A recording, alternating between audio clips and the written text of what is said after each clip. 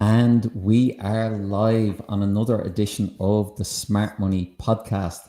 I'm your host, David Claxton, and I'm absolutely delighted to be joined today by Andrew Dempsey. Andrew's a journalist in Ireland. He writes for a number of publications, including balls.ie, Extra Time, and he's also been featured in the Irish Examiner. Andrew, delighted to have you on. How are you getting on? Yeah, not too bad, David. Thanks a million for having me on now. Yeah, Really appreciate it. yeah, definitely. And no one's going to be tuning into this live, unfortunately.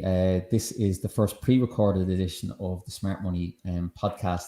Unfortunately, due to time zones, it was just a bit difficult to get this going live.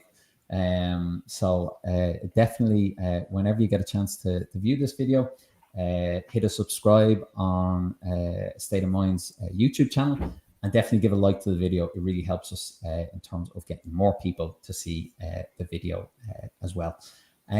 So Andrew, great to have you on. And the reason, kind of background for anyone tuning in, the reason for having Andrew on is that he recently shared on Twitter his dissertation from his master's from DCU in Ireland. And it was entitled Brexit Ball, What Next for Irish Football? So with the podcast, we decided ahead of the Premier League season, we wanted to kind of look beyond the Premier League and look at what impact Brexit could have, not only on football in the UK, but also on Ireland. So Andrew, first of all, what made you focus on this topic? Don't ask me. Don't ask me. Yeah, look, obviously, I'm sure it's probably coming a long way down the tracks, but it probably only dawned on Irish football, I'd say, in December when we realised the implications of this when FIFA actually confirmed that. I suppose that there will be no, I suppose what would the term be? Probably no change in Article 19.2b of the FIFA transfer regulation. So it made us all realize that obviously Irish players that traditionally would have gone over from say 16, 17 to the UK, they can't go over now. So I suppose now we're in a position where we have to keep our players at that age. Whether it's a good thing or it's a bad thing, it's probably still unknown. But yeah, look, as soon as I look, there was a lot of debate had at the time, but yeah, I suppose a lot of the debate at the time was actually quite. I suppose it was probably looking at it in a catastrophic sense, saying that it's going to be a really bad thing for Irish football. We're going to be set back years, and I suppose as it's turned out, it's probably not the case. It's probably a bit less. I suppose it's been a bit more balanced since then, which is good. Obviously, I suppose the thoughts have changed, and yeah, look, it's not as bad as people thought at the start. So that was kind of the idea behind it, because I knew that obviously with time is obviously a great thing. In hindsight, everything's great, but yeah, look, obviously it was good in time to maybe speak to people a couple of months down the line and see what they say, because I suppose in the heat of the moment, people have stuff to say, and look, now I think people are realizing that it might not be the worst thing. Yeah, and for anyone kind of tuning in, I suppose the rules in a nutshell is it's very much based even on people trying to move to the UK. Everyday people. It's going to be a points based system, and players moving to the UK from the continent will now have to apply for a work permit under the same conditions as those from outside of the EU. And they have to qualify for what's called a governing body endorsement, GBE. What's interesting about this is actually back in 2016, the BBC actually established that 332 players in the Premier League, Championship, and Scottish Premiership would not actually satisfy the requirements of this points-based system. So, kind of what you outlined there, it is a fairly wide-ranging implication. Once, I suppose, we're only just into this from January. The transfer window hasn't really kind of kick-started, even in terms of the UK with obviously the Euros and everything. And what you mentioned there, the Irish case that it really affects is the academy system. Obviously, we're both kind of Irish, so we know 15-year-olds, 16-year-olds, 17-year-olds. This has been, Ireland's nearly been a feeder nation for UK clubs. They kind of cherry pick the best of our talent. I suppose some of the commentary around that, as you mentioned, Neil Horgan, who's a former Cork City player, so one of the professional teams in Ireland, he mentioned what he called the John O'Shea scenario. And O'Shea is one of these really untypical situations of what happened in Ireland, in that he actually stayed to finish his schooling before he moved to the UK. Do you see that actually being the more realistic path of what this will actually bring? Players will stay in Ireland until they're 18, and then they will go over to the UK. Yeah, well, I suppose at the moment anyway, the GBE, it's actually different for Ireland, obviously, because Ireland, obviously, we've got such a close cultural tie with the UK. So we actually, I suppose I'm saying we as in Irish people, we actually technically don't have to have a GP. We don't have to have all these points that maybe people from outside of Ireland would have to have, which is good in the sense of maybe say 18-year-olds that are eventually going to go over to clubs in the UK, because that will still happen. I don't think that's going to stop that from happening. They're just going to go over a bit later, and it's going to be a bit. I don't know. We're not going to send them over en masse as we did before. But yeah, no. Going back to your point about the John O'Shea thing, absolutely. And I suppose, look, one of the really big things I think the FAI probably they deserve credit for is bringing in the underage leagues. That's been really, really important, I suppose, to kind of capitalize on that.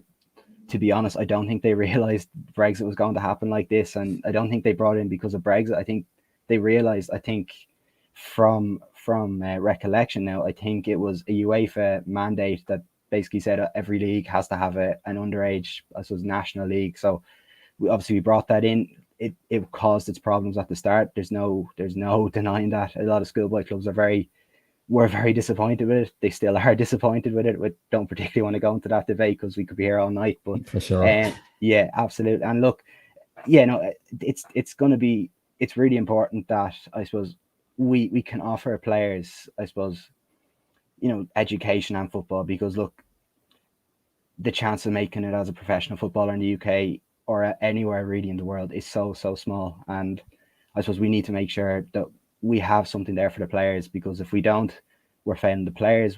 You need to have something for them, and it's really important that we do. Yeah, definitely. And again, I suppose given that me and you probably can list off the next big thing, who went from Ireland to the UK and it just didn't pan out. And unfortunately, they either came back to play in the League of Ireland or they quickly kind of quit football. And even what you mentioned there, just for context for anyone kind of tuning in, Ireland set up what were called national development leagues. Previous to that, there was no national league for elite young players in Ireland, which is staggering. Unless you actually played for one of the Dublin District Schoolboy League teams, you actually didn't play the other top talent, which again is just incredible how far behind. And do you think then, looking at this, with this new, nearly forced mandate that we have to look after our own players, the Irish FAI, the League of Ireland, we have to look after our own talent now. There's really no natural area for them to go when they're underage. Do you think this is nearly forcing them to look more longer term at how they can actually develop these players? I think so, yeah. But I suppose we also need to realize that I suppose the national leagues, they've been by no means brilliant. I don't think the last couple of years, like there's been a lot of issues, I suppose, structurally there. And I think once again, the new FAI, as they're being called now, they probably should be commended. I don't particularly want to be, talking about how great things are, because they might not be. But one of the good new things with the new FAI, we're going to call them that for the basis of this, but they've actually they've got a proper League of Ireland department in their organisation, which is something that we've never had before. So say, for example, Will Clark is actually now in as the League of Ireland Academy Development Manager, which we never had that before. Before, it was a couple of people deciding what to do, and I wouldn't say they had no knowledge, but they wouldn't have had the expertise that the likes of Will would have. And obviously Will would, I suppose, for people who wouldn't know Will would be, I suppose he would have brought a lot of players through at St. Joseph's Boys in Dublin. They'd be a huge club on the south side in Sallynoggin. They'd like even recent players that have gone over. I'm sure maybe a couple of UK based viewers would know, say the likes of Andy Moore and Lee Kavanagh at Brighton. They both signed new contracts, or first professional contracts, as of yesterday, which was Monday or Tuesday.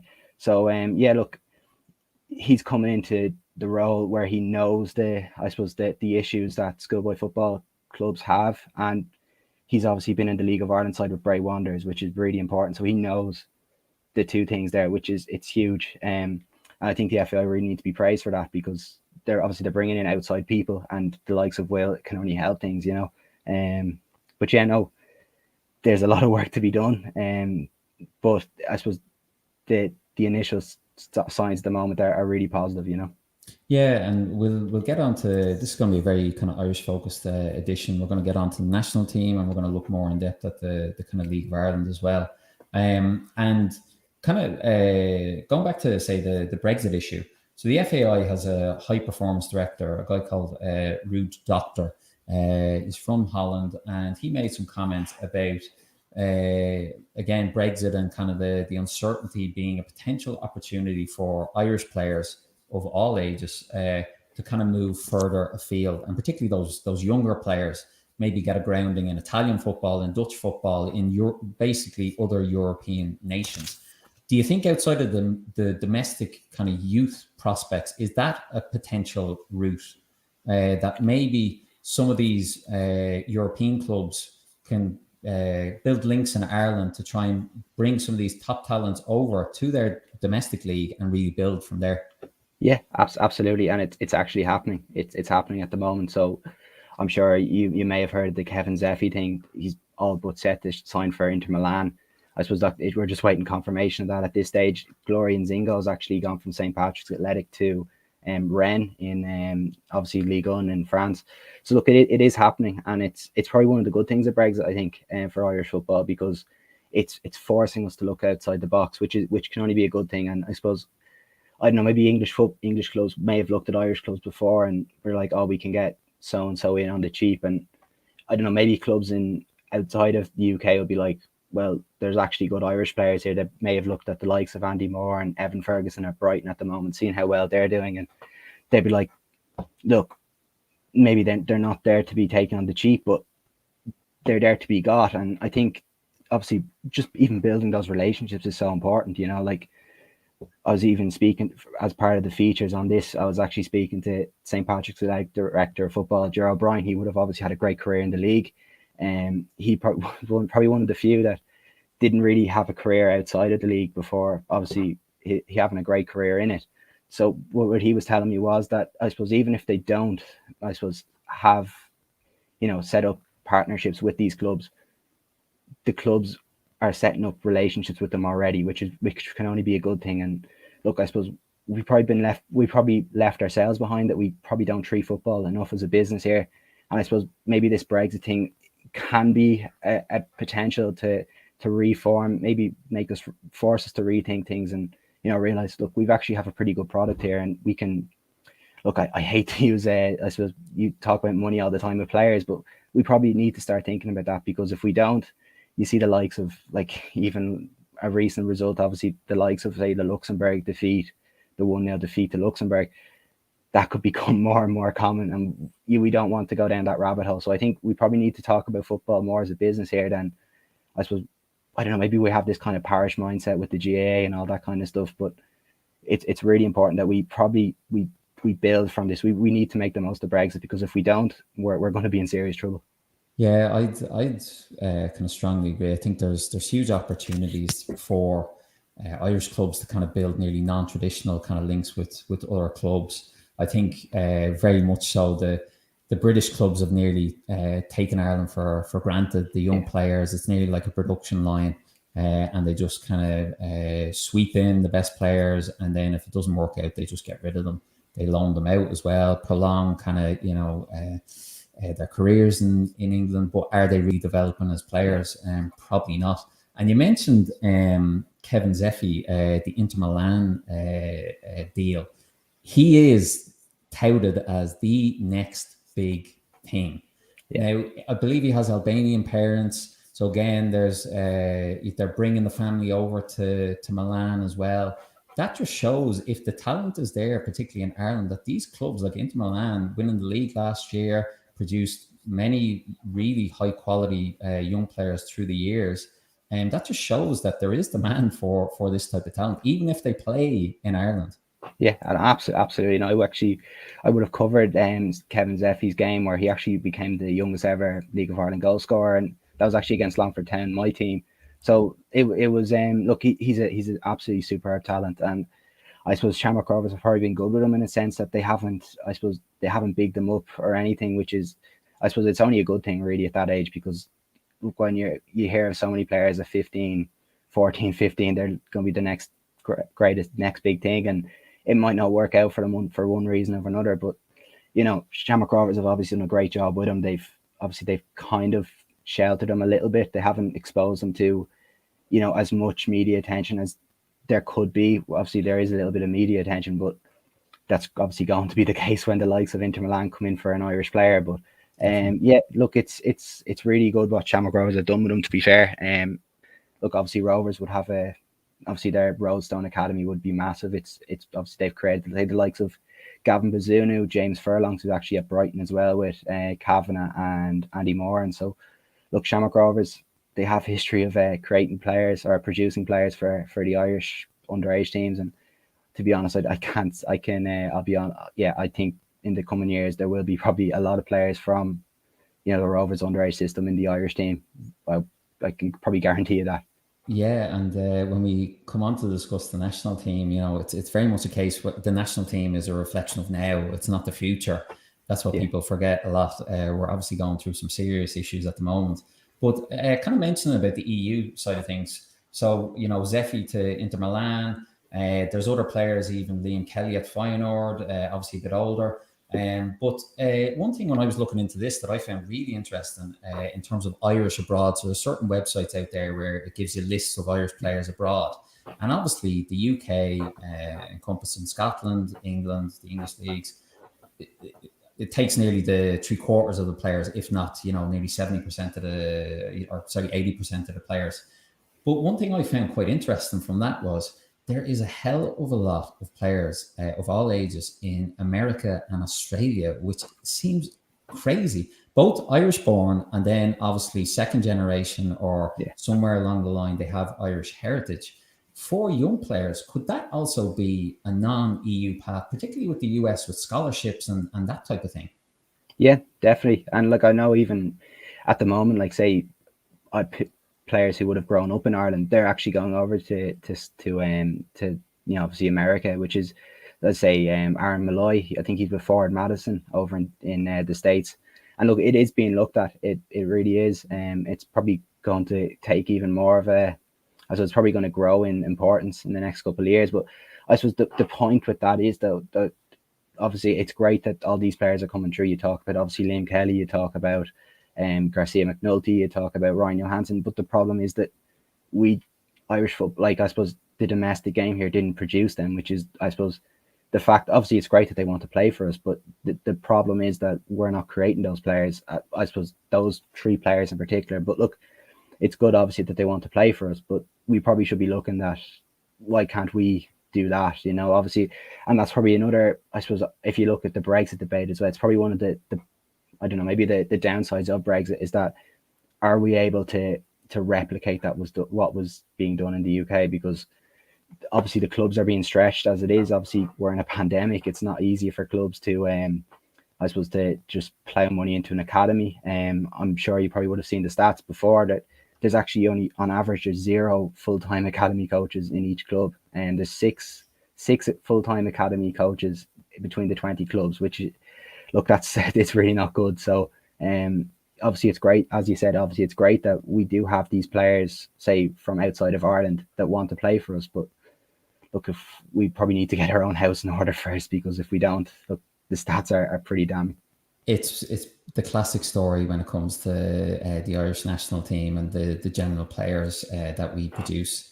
We obviously have a fantastic kind of expat community. Very proud to be Irish, very proud of their heritage. In the Jack Charlton era, we leveraged that from the UK. A lot of top tier kind of players, played for us. And I think what you're saying there is totally correct. The simple fact is, you look at other countries like Croatia, and they're producing fabulous players. Now, as you mentioned, Ireland's a bit of a unique one in that we have the Gaelic and hurling, which is throughout the entire island of Ireland and is probably, the number one sport in the country. So we are, I suppose, unique in that sense. But I suppose right, 10 years down the line, and Kevin Graham, who's one of the Axom contributors, he hosts a show called Scream of Celica, and he always talks about this DeLorean. It either brings you back in time or obviously forward in time. So we're hopping in his DeLorean, we're borrowing it. And in 10 years' time, what does Ireland's relationship with the UK look like from a football standpoint? Yeah, I was actually thinking about this earlier. It's very difficult to answer. I think I'd like to think that we're taking it a bit more seriously. I really would. I'd like to think that obviously the Brexit stuff is going to make, I suppose, clubs in the UK realize that, look, obviously these players that would have gone over are now getting senior football. I don't know. I'd like to think that they probably get. I hate talking about money, but we need to make sure that we need to be getting proper fees for our players. That's I think that's number one. We need to make sure that they're not just taking our players for the sake of it and doing whatever they want. That's probably, I suppose that's the big one. I really hope that 10 years down, say maybe even 5 years down the line, that they will take obviously the Irish game a lot more seriously than they are at the moment, because I suppose, let's be honest, they're probably not. When you see the likes of, say, Seamus Coleman going over to Sligo Rovers for 60 grand, look at the career he's gone on to have. There's no way that he should have been gone for 60 grand. I appreciate that it was about 10 years ago, and 60 grand's a lot different to what it is now, but still 60 grand for a player like Seamus Coleman isn't enough. So look, hopefully they can start taking Irish football a bit more seriously. But then again, we need to take our own selves seriously as well, because obviously I mentioned the 6 full-time staff in the 20 clubs, which isn't good enough. That's what probably we need to get our own house in order first before we can do anything. When I look at that, that's the biggest issue, the coaching, the lack of quality coaches, which is incredible. And kind of looking into this as well, one way that has been kind of floated for British clubs to get around this kind of points-based system is that they will, in effect, kind of link with a smaller club and use it as an associate club or a feeder club in Europe. Do you think that will happen in Ireland? It's happening at the moment. Yeah. It's probably gone under the radar a little bit, but say the likes of Burnley, obviously a Premier League club, they've actually linked up with Cove Ramblers for a quote strategic partnership. So obviously it is happening. There's no doubt about it. They obviously Burnley are going to be sending over coaches, and obviously Cove are going to send over players. I think that's how that partnership's going to work. Obviously Sligo and Everton are obviously in close contacts. They've obviously set up their own little partnership going. Of course, there are a lot of links between Sligo and Everton, like Dixie Dean, obviously Seamus Coleman. Yeah. But look, it is happening, and it probably will happen even more in the next couple of years. But I suppose the important thing for Irish clubs is that they don't just become, I don't know, puppets for these clubs in England, because if they do, look, obviously it's great that I suppose these clubs are coming to us, which is good, but we need to make sure that they're not just there for the sake of it, just to take our players. When they do turn 18, they can just ship them over. We don't particularly need that, or we don't want that either. It's worrying. Yeah, I kind of looking at this, I was quite worried about kind of hearing about this kind of nearly workaround. And as you said, again, it's just another way of what the system was before. It's just the links are closer. And unfortunately, the problem with the League of Ireland and football in Ireland in general is obviously the lack of finance and the lack of money. And it's quite concerning if this kind of happens. And it's extremely worrying if that kind of happens. I suppose on the flip side, impact on managers, which is interesting. And again, this hasn't really been discussed so much. A small bit of chatter about it. But again, the kind of criteria is that a manager will have to have worked within what they're saying are top leagues, and this hasn't been specified what the competitions are. As well, the kind of top leagues is for 2 years. So in effect, a manager must qualify for one of these GBEs under the current criteria. Solskjaer at Man U, Bielsa at Leeds wouldn't have got one of these. Now, the Irish situation is a bit different. As we mentioned, there is a serious lack of high-quality Irish coaches, unfortunately. Now, the difference is a lot of Irish players will have played in England. They will nearly probably, have some sort of kind of way of getting around it. Do you think all this in mind, that these kind of or this new criteria might even have an effect on Irish managers coming through in the UK? I'm not sure. I'm not sure, to be honest. Like, I suppose at the moment, actually, we're probably going through, obviously, like, look, granted, we probably don't have managers over in the UK where, look, they're doing well. Like, that's fair enough. I get that point, but I suppose the FAI, another good thing, as I said, I don't particularly want to be turned into like a PR executive for the FAI here, but they actually have been quite good in recent years with obviously the UEFA Pro licenses. So a lot of, I suppose, coaches, so the likes of, say, Damien Duff, a lot of young Irish managers are starting to come through now. If you look at say the League of Ireland at the moment, you have Stephen Bradley at Shamrock Rovers, Stephen O'Donnell at St. Pat's, even Keith Long at Bows. He's not old by any means, even say Dara Doyle at Longford, got Tim Clancy at Drogheda would be, obviously Tim Clancy would have played for Hibs over in Scotland before. So look, there's a lot of young managers coming through the league, and I suppose the problem that we have at the moment is that we don't have an industry to sustain it, which is really, it's a bit of a I don't know if it's probably a good problem to have, that we have all these coaches coming through, but the problem is that we won't be able to keep them. And I wouldn't be surprised if a lot of the managers in the league at the moment would end up in the UK, say the likes of Stephen Bradley, the likes of Stephen O'Donnell, even Tim Clancy. I wouldn't be surprised in the slightest to see him going over to the UK. So yeah, look, it probably is an opening for us, but I suppose, look, we're probably blessed in the sense that we actually do have good coaches here at the moment. It's just we don't have the industry to sustain them, which is obviously not good for them. But look, the fact is that we are producing good coaches, which can be a good thing, going forward. Yeah, and I suppose that nicely brings us on to the state of Irish domestic football. And obviously, we've got all the major leagues coming back in the next couple of weeks.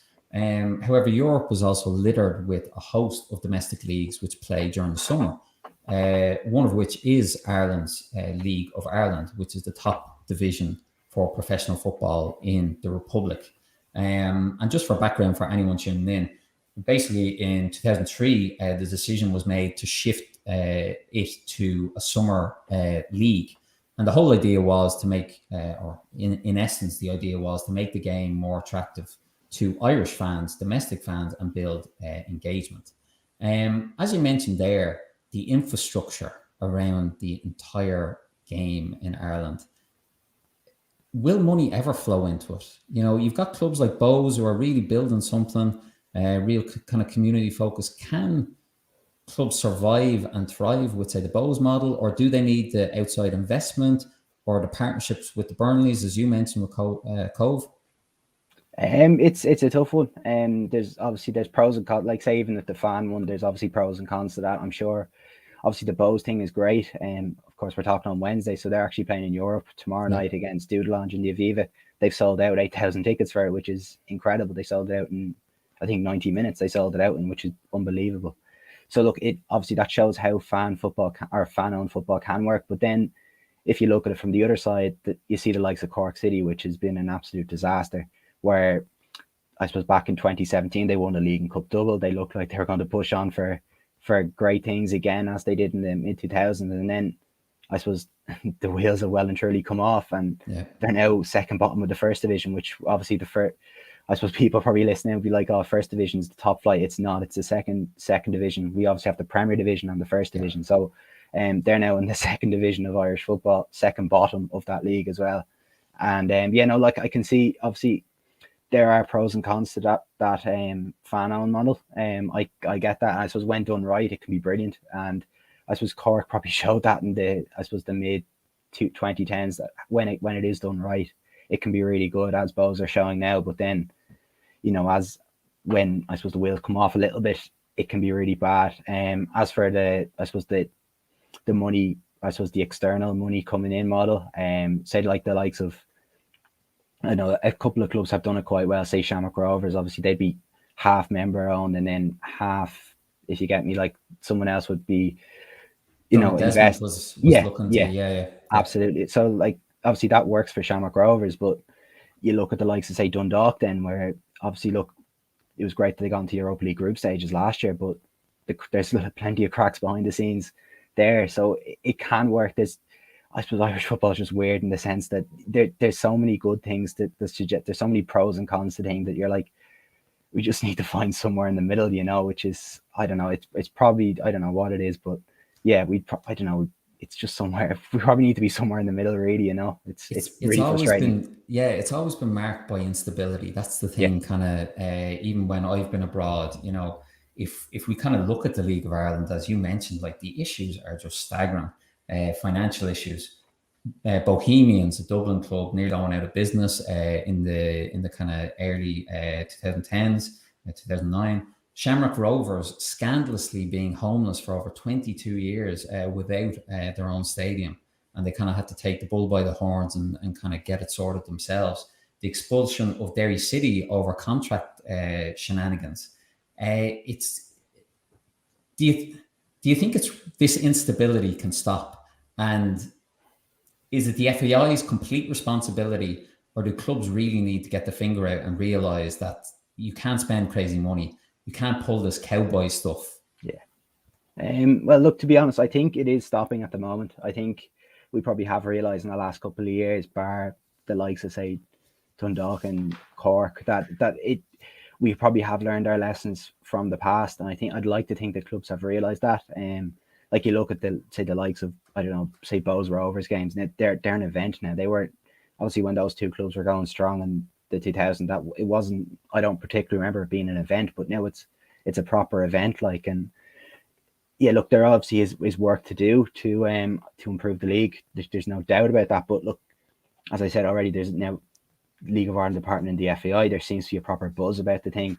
I'd like to think that it is improving, which can only be a good thing. But look, there are obviously a lot of things to improve on. But look, I think we are learning, if you get me. But yeah, look, it's, I don't know. As I said, it's just really frustrating at times, because you see so much good stuff going on at clubs, and then one or two clubs just ruin it for everybody. And I suppose that's the problem. People be looking in, they're like, oh, look at so and so, they're in a state. Why should we watch this league? But it's not the case, which is really frustrating. But as they say, you're only as good as your weakest team. So look, that's really what it is. Definitely, and I think the media is always going to focus on these really negative kind of stories, as opposed to the more positive, well-run stories for the most part. And again, for kind of context for anyone tuning in, Ireland's in the really unique kind of position of the BBC is on TV in the Republic. Sky TV is just an extension of Sky UK TV. So people are getting piped in Premier League games, just like British viewers are, and very much, fans in Ireland identify themselves probably more as a Premier League fan than they are to be a League of Ireland fan, which is a really sad indictment. Now, as you mentioned, like I definitely feel it's only like anecdotally, and kind of some of the evidence shows that there is something slowly building. Now, it might take decades, which probably will take. But if you look at even, the League of Ireland attendance records, Yeah. and obviously pre-COVID, in 2018, there was over 288,000 attendees to a League of Ireland game during that season. And the average gate was close to 1,500. Then the following year, in 2019, it had actually risen by 100,000 over the season. So it was 388,000 people attended a game. And the average gate obviously went up as a result to nearly 2,200. Now, COVID has nearly knocked the wind out of obviously attendances. But do you think when hopefully people finally get into full stadiums, everything's fine, do you think that momentum that seems to be slowly building, particularly with the Dublin teams, do you think that will continue on and people actually going to these games? Yeah, absolutely. And I think it's really important. Like, even during COVID, it was weird in the sense that there seemed, I don't know, there seemed to be more of a buzz about the games during COVID. Obviously at the start of COVID, everyone was just delighted to have football back. But I suppose maybe towards the end of the year, it probably, I suppose, slowed down a little bit in terms of excitement. But it seemed like there was more of a buzz with football coming back this year or last year with no fans than there was saying, like, between, I don't know, like, say the early 2010s to the mid 2010s, which, look, obviously it's not, obviously we want to have full stadiums in the league, and we're probably building a really good product there. And I suppose I think all the clubs need to be commended for that, because they've actually gone out and done it themselves. They've done it off the back of volunteers, which is incredible if you think about it. The fact that, I don't know, say even look at community work done by clubs, say Bohemians would be doing the stuff with, say, Mountjoy, obviously the prison, going into them, maybe just establishing community links with them, obviously with their direct provision stuff. I'm sure you may have seen the jersey, obviously the refugees welcome. It's they're really seeping themselves into the community. And look, they're not the only club. Shells are doing it in Dublin. St. Patrick's Athletic, they've got a great community support team, if that's what you call it. But yeah, look, it's really positive. It probably helps that a lot of the Dublin clubs are doing well, because when you have a vibrant city of, say, 4 clubs doing really, really well, it can only help. Because look, obviously our capital city, 1.1 million, 1.2 million, whatever the population is, but that's 25% of the country's population. So it's really important that we do, I don't know, we probably do need a couple more clubs from outside of Dublin to make it a bit more interesting, to make it a bit more of a provincial city kind of thing, which would be good. For more of a buzz, say like the likes of Cork City get back to where they were again, say the Dublin clubs, replicate those rivalries of the mid 2000s, where it was like, say, Shells against Cork. They were brilliant games, So yeah, look, we're building something quite good. You just really hope that people will come out to the games when we do come back. Like even before COVID, I'm sure a lot of you probably would have seen the Jordan Flores goal for Dundalk against Shamrock Rovers. Unbelievable goal. Yeah. That was watched by over 7,000 people in Tala that night. And it was on TV. So it goes to show that people were going to it then, and I'd like to think that they will come back, because look, the league is improving. It's always improving, and yeah, look, I'd like to look. We obviously have a lot of work to do, but it's obviously a great opportunity that we need to grasp it. And I think what you said there really actually hits the nail on the head as well in terms of exposure. The Premier League gets crazy exposure, obviously, in Ireland. A lot of British newspapers that have localized Irish editions. Same in terms of some of the TV networks. The product hasn't really been promoted by the state broadcaster, RTE, or a lot of the other kind of sports or kind of other channels in a really respectful way that respects the audience and respects that people, say like yourself and other journalists, other fans, actually like follow this league properly. And I think it's slowly, I feel it myself, that the wheel is starting to turn, where people just won't really put up with this type of nearly afterthought. Why aren't our RT showing this big game? Why aren't, why isn't this on the radio? Why isn't this being covered? And I think that's a really important step in the right direction as well. And in terms of, say, the FAI, as you mentioned, they're making those changes in terms of the coaches, which can only be obviously a good thing. The other thing is, you mentioned about Bows at the Aviva Stadium. Increasingly, we're seeing any of these kind of European games, even if they're, the first qualifying round, Bows are playing whatever team from wherever, Iceland or wherever. These games are being hosted and people are turning up. Again, that has to point to something's going on here, that people are really resonating with what's happening. Yeah, absolutely. And Joe, it's probably helped in a sense by COVID, that the fact is that we've gone so long without actually being able to watch live sport, which it's in a weird way, it's helped us. Yeah, but look, it was building before that. Even say Bows games before pre-COVID, like, you couldn't get a ticket for most of them. It became that huge. Like they'd probably be averaging about over 3,000 at a game, and their capacity at Daily Mount's only 3,200 now. So, it's really bit like, obviously we're talking about Bows, but like it's not just Bows. You look at Shamrock Rovers, their attendances have gone up. Even Shells, I'm probably just talking about the Dublin clubs here, but talk about Shells as well. Like there was times back, say 3, 4, 5 years ago, where Shells couldn't even hit the 1,000 mark at home games, and now last year when they were in the Premier Division, albeit for 2 home games when they were in the top flight, they were getting like over 2,500, 3,000 to their games. So it shows that when you reawaken a club like that, it can only be a good thing. And look, by no means are we perfect, but there is there's plenty of good stuff going on, and as you were saying there, it really does feel like something special is building, and I'd like to think that we can grasp the opportunity. Yeah, hopefully. And I suppose let's leave all the kind of politics to one side. We won't get into all that. Yeah, But like Ireland's a very small country, including the North and the Republic together. It's what, about 6.5 million people. Very overall small country. Could we see an All Ireland league at some stage, regardless of the politics, but just to kind of make things more competitive, just to make probably actually increase the professionalism overall of players?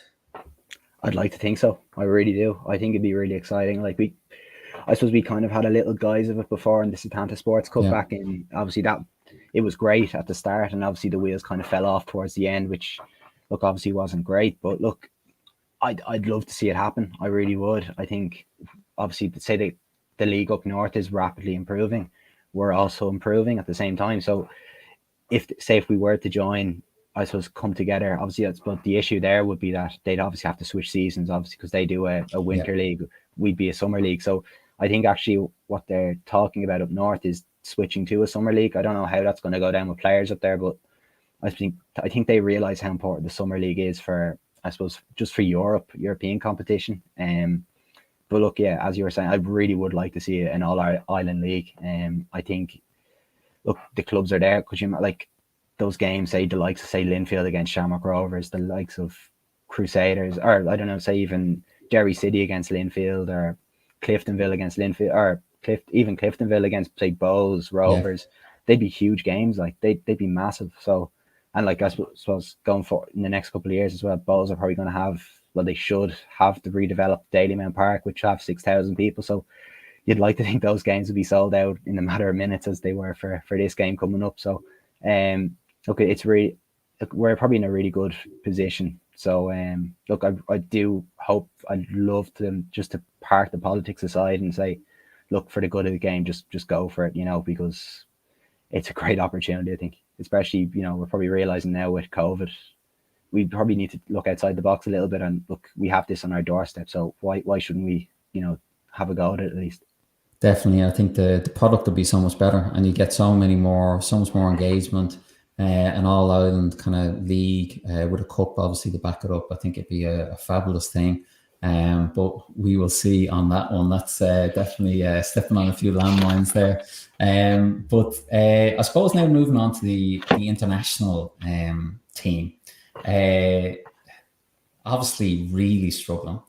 And if you look at the recent Euro 2020 tournament, Wales and Croatia are obviously two examples. I mentioned Croatia earlier, of teams with actual smaller populations than Ireland who managed to get out of the group stages and actually got into the round of 16.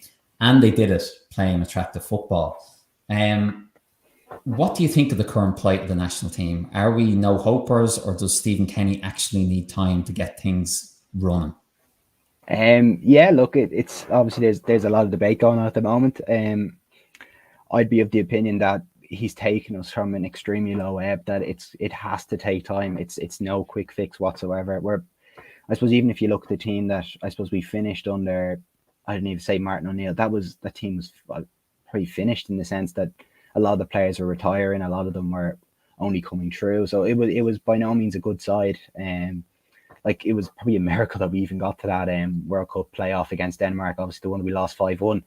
But it was probably miraculous that we even got there. So the fact is, obviously, Kenny's coming in and he's trying to change. Not only is he trying to change the men's senior teams culture, he's trying to change everything from the underage teams. And I think we will see the fruits of that in the coming years. But I suppose the problem that Kenny finds himself in, that he's struggling for wins. And I suppose international football is strange in the sense that you only have a couple of windows or a couple of days to work with players before a game. So I'd like to think that Kenny can turn it around. Probably the World Cup 2022 is probably out of our reach, I think, at this stage. But I think we are building towards maybe the likes of, say, Euro 2024 and maybe the 2026 World Cup. But will Kenny be allowed the opportunity to do that? Who knows? I'd like to think he would be, but you just don't know with football, and nothing surprises me in football anymore, really. Definitely, and even if we look at Stephen Kenny, obviously had a very good kind of history as manager in the domestic game. At Ireland, he's only won one game to date out of 13 games, so 7% win rate. Ireland overall have only qualified for two major tournaments since 2000, and that was 2022 and the 2012 Euros. And again, it was something you mentioned, and as well, Ken Donohoe at St. Kevin's Boys, which is again, probably one of the premier youth kind of clubs in Ireland. Again, cited the lack of quality coaches and managers being the biggest factor affecting the development of our players. And that's most seen, I suppose, in that we lack quality players in pretty much every position of the Irish team right now. We're kind of filled with bench warmers at Premier League teams, championship level players as well, who generally aren't even playing for most of their teams. Are the FAI really to blame for this? Well, it depends. Where obviously, I think the FAI before the new FAI have come in, 100% they are. There was no vision. There was no nothing. There was no. I suppose the impression that I got, I suppose that a lot of us would get. Anybody who watches football here would know that the hope was, let's pray to God that we get a superstar and then hope for the best. That's what it was before. So say we got obviously the Robbie Keane, we got the Damien Duff generation that got us a World Cup.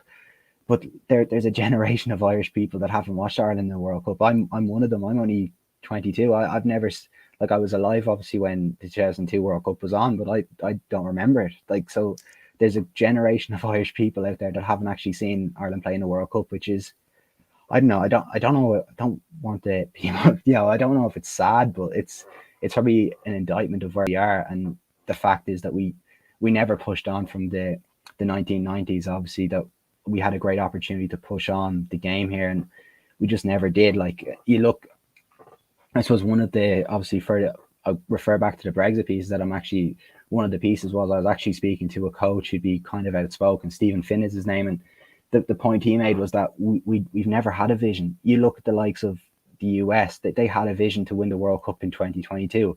Are they going to win it? Probably not. But have they improved their footballing, their standard of football?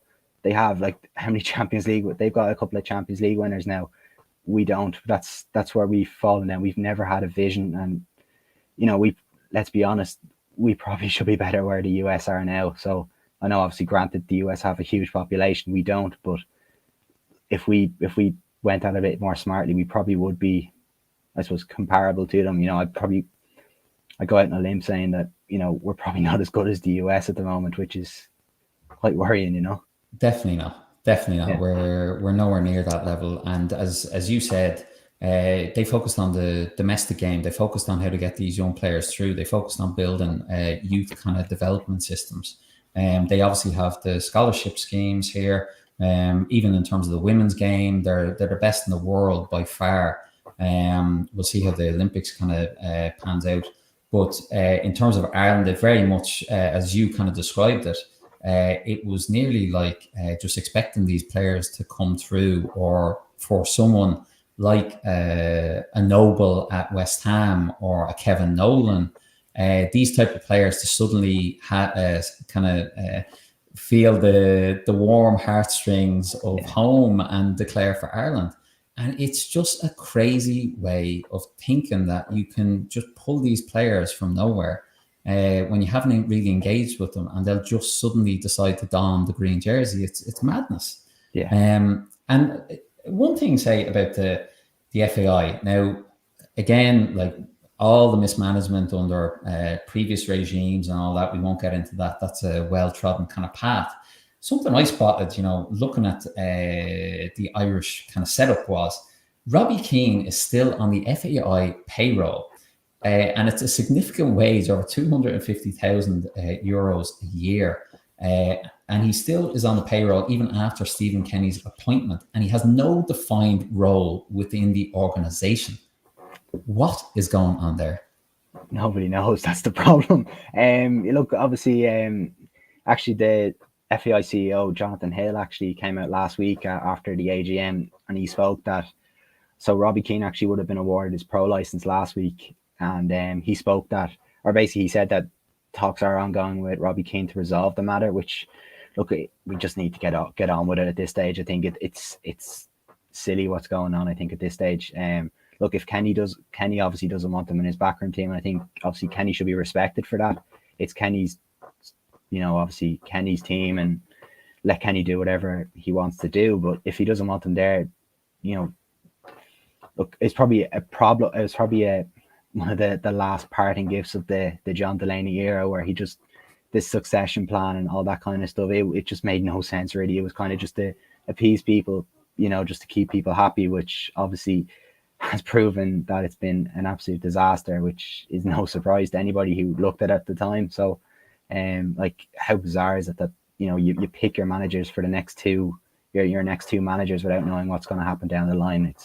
It's madness really. But look, the sooner this Robbie Keane thing is over, the better. And I'd like to think it will be sorted soon. So hopefully we're over that little molehill, because it's just silly at this stage. Yeah, and that's the one thing that always strikes me about the FAI and Irish football. There always seems to be some drama. You've obviously had the Saipan issue with Keane, the Delaney issue, all these kind of dramas that kind of detract from us playing football and being successful as a kind of international team. And Wales shows that it can be done in a country where rugby is like a religion. Football, they've really developed a great team there, obviously developed a superstar in Gareth Bale. So it shows that it can be done. Obviously with Wales, they have obviously the close links. They have players playing in the championship, teams in the championship. But looking, I suppose, kind of closing this off, we've talked about kind of governance issues. We've talked about the domestic league, the coaching. What else do you think is actually needed to, I suppose, quote, fix the national team? What's that outside of the box that we're not thinking of that might fix things or get things back to some success like we were in the 80s or the 90s? Look, I personally, like I mentioned it already like a couple of minutes ago, the idea of a vision. We don't have a vision. And like, even for the Brexit stuff, like, it wasn't just, say, Stephen that was mentioning this to me. It was players as well that have gone to England. Like, we don't have an industry here. That's the reality of it. We don't have any sort of I suppose a proper infrastructure for football here. That's the problem. We need to build, I suppose, an industry. We need to have a vision. We need to take football seriously, because we're not. And look, if we don't take it seriously, we're going to find ourselves in big trouble. The problem now is that there's so much work to do. We probably need government support, and you see the likes of the money going to, say, the greyhound racing industry at home, and it's sickening compared to them and the money that they get compared to what we get. Obviously the most played sport in the country, and we get nothing compared to what they say the greyhound racing industry is getting. So look, we need a vision. Obviously, we need to take it a bit more seriously, but we also need help. We really do need help. It's like putting people in charge now that weren't in charge before. They're going into they're just fighting fire at the moment, and they need people to come in, help them with proper backing, like with money, with government support, because if we don't, we're going to be in very big trouble. For sure. And I think the famous Genesis report that came from Saipan, that was quickly binned. So I hope, same as you, that things will get better. We'll see Ireland at a World Cup. It'd be an amazing thing. Andrew, we've basically come to the end of our time today. I can't thank you enough for joining us. And for anyone tuning in, if you want to give Andrew a follow, fantastic kind of content he's putting out there about the Irish game, the domestic game. It's Andrew Dempsey 98. Andrew, thanks so much for joining us today. No, thanks a million for having me, Dave. Really appreciate it. Thanks a million.